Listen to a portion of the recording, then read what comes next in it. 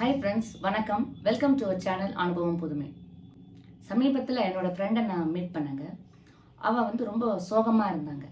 நான் கேட்டேன், என்ன பார்க்குறதுக்கு ரொம்ப சோகமாக இருக்கு, என்ன ரீசன் அப்படின்னு கேட்டேன். அதுக்கு அவள் தயங்கி தயங்கி பேசினா, எங்கள் வீட்டில் ஒரு சின்ன ப்ராப்ளம் நடந்தது.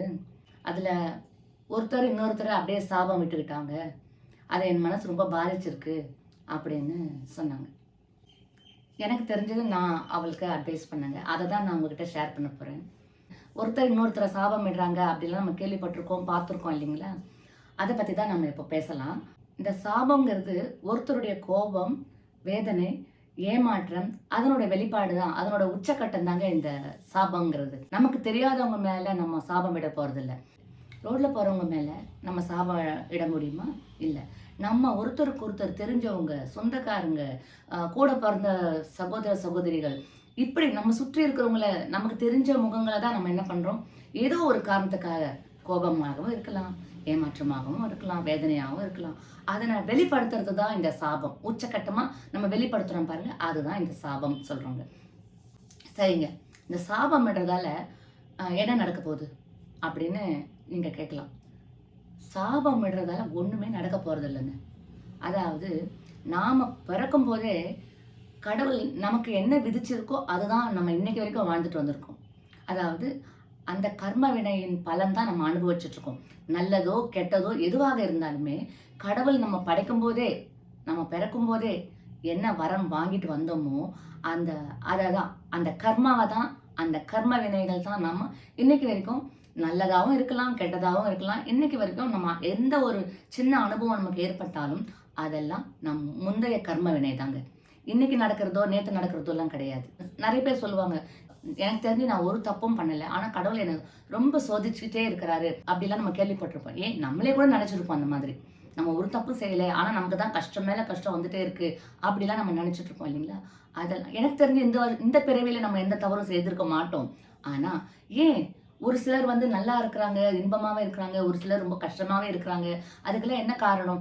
எல்லாருமே கடவுளால படைக்கப்பட்டவங்க தானுங்களே. ஏன் ஒரு சிலர் இப்படி இருக்கிறாங்க, ஒரு சிலர் அப்படி இருக்கிறாங்க? நீங்க யோசிச்சு பாருங்களேன். இதெல்லாம் இந்த பிறவியில செய்யற பாவங்கள் அல்ல. இதெல்லாம் நம்ம ஏற்கனவே முந்தைய பிறவியில நம்ம என்ன கர்ம வினைகள் செய்திருக்கோமோ அதன் அடிப்படையில தான் நாம இப்போ இந்த பிறவியில நம்ம அனுபவிச்சுட்டு இருக்கோம். Very simple. இதுதாங்க கர்மாங்கிறது. இப்போ நம்ம சொன்னோம் இல்லைங்களா, ஒருத்தர் நம்மளை சாபம் விட்டாங்க. என் ஃப்ரெண்டு சொன்னா பாருங்க, என்னை சாபம் விட்டாங்க, எனக்கு மனசு ரொம்ப கஷ்டமா இருக்கு சொன்னாங்க இல்லையா? அவங்க சாபம் விடுறதால நாம எப்படி இருக்கிறோமா? இல்லை. இது நம்ம கர்ம வினை, நம்ம அனுபவிச்சுட்டு இருக்கோம். அவங்க ஜஸ்ட் நம்மளை சாபம் விட்டாங்க அப்படின்னு சொல்றதால நாம இதை அனுபவிச்சுட்டு இல்லை. சரிங்களா? அதை மட்டும் நம்ம பேசிக்காவே நம்பணும்.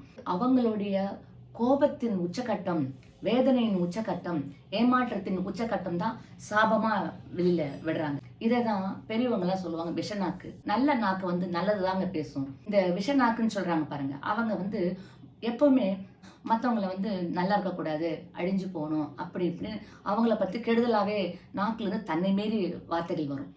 இந்த இதெல்லாம் மனசுல புதைஞ்சிருக்கிறது, வெளியில அந்த விஷமா கக்கிறது தான் சாபம். இந்த சாபம் நம்மள எதுவுமே செய்யாது. கோபத்தின் உச்சக்கட்டத்துல இந்த விஷம் போல ஒரு சாபம் வெளியில வார்த்தைகளா கக்குறாங்க பாருங்க. அந்த வார்த்தைகள் ஃபர்ஸ்ட் நேரா மேல போகலாம், வானத்துக்கு போகலாம். வானத்துக்கு போகும்போது எதுவுமே நல்ல விஷயங்களா தான் நம்ம எல்லாரும் வரவேற்போம் இல்லைங்களா? கெடுதலான விஷயத்தை நம்ம வரவேற்போமா? இல்லை. அந்த கெடுதலான விஷயம் வரும்போதே நம்ம என்ன பண்ணுவோம்? கதவை அடைச்சிடுவோம். அதுபோல நம்ம அந்த கோவத்துல வெளியில கக்குற வார்த்தைகள் சாபமா கக்குறாங்க பாருங்க. அந்த வார்த்தைகள் ஃபர்ஸ்ட் மேல வானத்தை நோக்கி போகுமா? அப்படி மேல வானத்தை நோக்கி போகும்போது அந்த வானத்துல கதவை அடைச்சிருவாங்களாம். அந்த வார்த்தைகள் உள்ள வர விடாம. மறுபடியும் அது என்ன பண்ணும்? அந்த வார்த்தைகள் கீழே பூமியை நோக்கி வரும். பூமியை நோக்கி வரும்போது என்ன ஆகும்? பூமியும் கதவை அடைச்சிருவாங்க. ஏன்னா நல்ல விஷயம் இல்லை அது இல்லையா? அப்புறம் அந்த வார்த்தைகள் எங்கே போகும்? இடது பக்கம் பார்க்கும், வலது பக்கம் பார்க்கும், எல்லா பக்கமும் கதவை அடைச்சிருமா? எல்லா பக்கமும் கதவை அடைச்ச பிறகு அந்த விஷமா கக்குன அந்த வார்த்தைகள், சாபங்கள் எங்க போகுங்க? திருப்பி யாரு அந்த சாபம் விட்டாங்களோ, அந்த வார்த்தை யார்கிட்ட இருந்து வந்ததோ அவங்கள நோக்கி தாங்க திருப்பி போகும் அது. இதுதான் ஒரு லாஜிக். இதை தான் பூமராங், கர்மா பூமராங் சொல்லுவோம் இல்லைங்களா? பூமராங்ன்றது ஒரு கருவி. அதை எப்படி விட்டு எறிகிறோமோ, அது விட்டு எறிஞ்சாக்கா அது மறுபடியும் தன்னை நோக்கியே வரும் திருப்பி. அதனால பாதிக்கப்பட போறது யாரு? யார் சாபம் இட்டாங்களோ அவங்களுக்கு தான் அது வந்து சேரும். அடுத்தவங்க பயப்பட வேண்டிய அவசியம் இல்லை. கோபம்ன்ற உணர்ச்சி இருக்குது பாருங்க, அது நம்மை மட்டும் இல்லை, நம்மை சார்ந்தவங்களையும் அது அழிச்சிடும். அதனால நாம எந்த ஒரு வார்த்தை பேசும்போதும் கொஞ்சம் யோசிச்சுட்டு, ஒரு பாஸ் கொடுத்துட்டு, மன அமைதி கொடுத்துட்டு, நல்ல டீப் பிரீத் எடுத்துட்டு, அதுக்கப்புறம் நம்ம சொல்ல வந்ததை தெளிவா மற்றவங்க புரியுற மாதிரி சொல்லலாம். இல்லையா, அடுத்தவங்க அதை கேட்கக்கூடிய அளவுக்கு அவங்களுக்கு பொறுமை இல்லையா, அதனால நம்ம என்ன பண்ணலாம், அவங்கள மன்னிச்சுட்டு விட்டுறலாம். இதனால மன்னிக்கிறதால நாம அவங்கள மன்னிக்கிறது இல்லை, நம்ம அவங்க தவறுகளை அக்செப்ட் பண்ணிக்கிறோங்கிறது இல்லை, நாம அந்த கோபத்துலேருந்து வெளில வந்துக்கலாம். அதுதான் அதுதான் அதனுடைய அர்த்தமே அதுதாங்க. இப்போ இந்த சாபம் விடுறவங்களை பற்றி நான் சொன்னேன். அடுத்தது, ஐயோ என்ன சாபம் விட்டாங்களே அப்படின்ட்டு ரொம்ப வருத்தம் அடைஞ்சிட்டு இருக்காங்க பாருங்க, அவங்களுக்கு நான் சொல்ல போகிறது என்னன்னா, பயப்படாதீங்க, கவலைப்படாதீங்க. அவங்க விடுற சாபத்தால தான் நாம வந்து இந்த கஷ்டம் அனுபவிக்கிறோம் அப்படிங்கிறது உண்மை அல்ல. நான் ஏற்கனவே சொன்னபடி தான் நாம இந்த நிலைமையில இருக்கிறோங்கிறது காரணமே நம்ம ஏற்கனவே வாங்கிட்டு வந்த கர்மா. அதனால அவங்க விடுற சாபத்தால தான் இப்படி இந்த நிலைமையில இருக்கிறோம் அப்படின்ற எண்ணத்தை மனசுல இருந்து எடுத்துருங்க. ஏன்னா அவங்க கர்மா தான் அவங்க அனுபவிக்க முடியும். மற்றவங்க சொல்றதாலேயோ மற்றவங்க புகழ்றதாலேயோ நம்மளுடைய கர்ம வினைப்பாயன்கள் வந்து குறையவும் போறதில்ல, ஏறவும் போறதில்ல. ஆனா நாம இந்த பிறவில என்ன செய்யறோமோ அதை தாங்க அடுத்த பிறவியில நாம எடுத்துட்டு போற சுமை. அதனால நாம இப்போவே இந்த பிறவியில நாம் நல்லதையே செஞ்சுட்டு போலாமே. நல்லதையே செஞ்சுட்டு போனாக்கா அட்லீஸ்ட் அடுத்த பிறவியிலாவது நல்ல விதமான கர்ம வினையின் பயன்தான் நம்ம அனுபவிப்போம். இதை மட்டும் மனசுல எப்பவுமே வச்சுக்கோங்க. சாபம் விடுறதால நாம என்ன பண்றோம், ஐயோ நம்ம சாபம் விட்டுட்டாங்களே, நம்ம பயந்து பயந்து அந்த பயமே நமக்கு ஒரு நோயாவே மாறிடும். இதை தான் brooding over the sin is the worst sin அப்படின்னு சொல்லுவாங்க. அப்படின்னா நாம செய்கின்ற தவறுகளிலே மிகப்பெரிய தவறு எதுனாக்கா, கெட்டதை, அதாவது நம்மளை சுற்றி நடக்கிற கெட்டதுங்கள், வார்த்தைகள், கெட்ட விஷயங்கள் நடக்குது இல்லையா, இந்த பாவங்களை நம்ம நினைச்சு நினைச்சு நினைச்சு இருக்கிற பாவத்தை விட பெரிய பாவமே இந்த நினைச்சிட்டு நம்ம கஷ்டப்பட்டுருக்கோம் பாருங்க, இதுதான் மிகப்பெரிய பாவம் அப்படின்னு சொல்றது. சாபம் வாங்கினவங்கன்னு அதை நினைச்சு நினைச்சு வருத்தப்படுறீங்க பாருங்க, அவங்களுக்கு நான் என்ன சொல்ல வரேன்னா, உங்களை நோக்கி வர அந்த சாபம்ன்ற வார்த்தைகளை மனசுக்குள்ள வாங்கிக்கிடாதீங்க. அந்த வார்த்தைகள் வந்து உங்க வாழ்க்கையை அழிக்க போறது இல்லை. ஏன்னா நம்முடைய கர்ம வினை பயன்கள் தான் நாம அனுபவிச்சுட்டு வரோம். மற்றவங்க விடுற சாபமோ இல்லை மற்ற எந்த உணர்ச்சி வெளிப்பாடுகளோ நம்மளை பாதிக்கப்பட போறது இல்லை. நம்மளுடைய கர்ம வினை பயன் தான் நாம் அனுபவிச்சுட்டு இருக்கோம். முடிஞ்சா இந்த மாதிரி சாபம் இடுறவங்கள கிட்ட இருந்து நாம கொஞ்சம் விலகியே இருக்கிறது ரொம்ப நல்லது. இதுதான் நான் வந்து இவங்களுக்கு சொல்றது. இந்த சாபம் இடுறாங்க பாருங்க, மற்றவங்கள பார்த்து சாபம் இடுறாங்க பாருங்க, அவங்களுக்கு நான் என்ன சொல்ல வரேன்னா, தயவு செய்து யாரையும் விஷமான வார்த்தைகள் மூலம் சாபம் விடாதீங்க.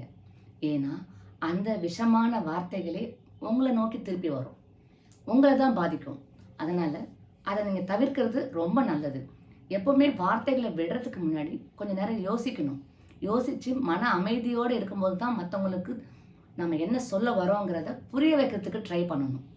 அப்படி ட்ரை பண்ணாம சட்டுன்னு வார்த்தைகளை கொட்டிடுறதால, சாபம் விடுறதால, அதனால நஷ்டம் யாருக்குன்னா, சாபம் விடுறவங்களுக்கு தான் நஷ்டம். அடுத்தவங்களை அதை பாதிக்க போறது இல்லை, உங்களை நோக்கி தான் வரப்போகுது அந்த அம்புகள் எல்லாம். அதனால நம்ம கொஞ்சம் வார்த்தைகளை விடுறதுக்கு முன்னாடி யோசிக்கணும். அப்படி இல்லையா, நாம மன்னிச்சுட்டு போயிட்டே இருக்கணும். அவங்க ஏதாவது தவறு பண்ணியிருந்தாங்கன்னு உங்க மனசுக்கு தெரிஞ்சாக்கா அதை மன்னிச்சுட்டு போயிட்டு இருக்கணும். நாம அவங்கள மன்னிக்கிறது இல்லை. இந்த மன்னிப்பின் மூலமா நாம நம்மளுடைய கோவம்ன்ற ஒரு எமோஷனல் இருக்கு இல்லைங்களா, அதுல இருந்து நம்ம வெளியில வந்துடுறோம். இது நமக்கு தான் நல்லது. இந்த மன்னிப்பு குணம் இருக்கிறதால நாம இழக்க போறது ஒன்றும் கிடையாது. நம்ம மேல மேல மேன்மை அடைஞ்சு தான் போயிட்டே இருப்போம். அதனால யாருமே வார்த்தைகளை விடுறதுக்கு முன்னாடி க்ஷண நேரம் யோசிக்கணும். மன அமைதி இருக்கும்போது மட்டும் நீங்க பேசினாலே போதும். அதனால ஃப்ரெண்ட்ஸ், வார்த்தைகள்ன்றது எவ்வளோ ஒரு முக்கியமான விஷயங்கள். ஒவ்வொரு வார்த்தைக்கும் அவ்வளோ சக்திகள் இருக்கு. இந்த விஷயத்த நான் நிறைய வீடியோவில் சொல்லியிருப்பேன். வார்த்தைகளுக்கு ரொம்ப இம்பார்ட்டன்ஸ் கொடுக்கணும், ரொம்ப முக்கியத்துவம் கொடுக்கணும். ஏன்னா ஒவ்வொரு வார்த்தைகளும் ஒவ்வொரு உணர்வுகளின் வெளிப்பாடுகள் தான். அது நல்லதாக இருந்ததுனாக்கா மகிழ்ச்சி, தீயதாக இருந்ததுனாக்கா நமக்கு தான் கெடுதல். அதனால வார்த்தைங்கிறது கத்தி போலது. கத்தி எப்படி நம்ம ஹேண்டில் பண்ணணும், பக்குவமாக ஹேண்டில் பண்ணணும் இல்லைங்களா, அது போல் வார்த்தைகளை நம்ம பக்குவமாக பயன்படுத்துறதுக்கு தெரிஞ்சுக்கணும். இப்போ இருக்கிற சமூகத்தில் பார்த்தீங்கன்னா, ஒரு வீடுங்களில் கணவன் மனைவிக்கு சாபமிடுறான், மனைவி கணவனுக்கு சாபமிடுறா, அம்மா குழந்தைங்களுக்கு சாபமிடுறாங்க. அண்ணன் தம்பிங்க ஒருத்தருக்கு ஒருத்தர் சாபமிடுறாங்க. மொத்தத்துல ரிலேட்டிவ்ஸ் எல்லாருமே ரிலேட்டிவ்ஸ் வெளியில இருக்கிறவங்களுக்கு சாபமிடுறாங்க. வெளியில இருக்கிறவங்க இப்படிதான் ஒருத்தர் சாபமிட்டுட்டு வார்த்தைகள்ல வந்து வன்மத்த காட்டுறாங்க. ஸோ இப்படி பாருங்க ஒருத்தருக்கு ஒருத்தர் சாபமிட்டுட்டே வந்தோம்னா, கடைசியில இந்த உலகத்துல யாராவது ஒருத்தராவது மிஞ்சுவாங்களா பாருங்க. ஒவ்வொருத்தருடைய சாபம் பலிக்குது அப்படின்னாக்கா, யாருமே இருக்க முடியாது உலகத்துல. இல்லைங்களா? ஏன்னா இப்ப எல்லாருமே யாருன்னா எதுனா நமக்கு நல்லது செய்யலன்னா உடனே அவங்கள இந்தா அப்படி சாபம் அப்படின்னு குடுத்துடுறோம். நாம யார் கடவுளா? நாம என்ன முனிவர்களா? சொல்லுங்க. ஸோ அதனால வார்த்தைகளா இவங்க பிடுற சாபத்தால ஒண்ணும் நடக்க போறதில்ல. அது வேற விஷயம். ஆனா, இந்த கசப்பான அனுபவங்கள் ஒவ்வொருத்தருக்கு மனசுக்குள்ள ஏற்படுது பாருங்க. அது கூடாதுங்கிறது தான் இந்த அந்த மெசேஜ் மட்டும் தான் நான் சொல்ல வந்தேன். மறுபடியும் இன்னொரு அனுபவத்தின் மூலம் நான் உங்களை சந்திக்கிறேன். நன்றி, வணக்கம்.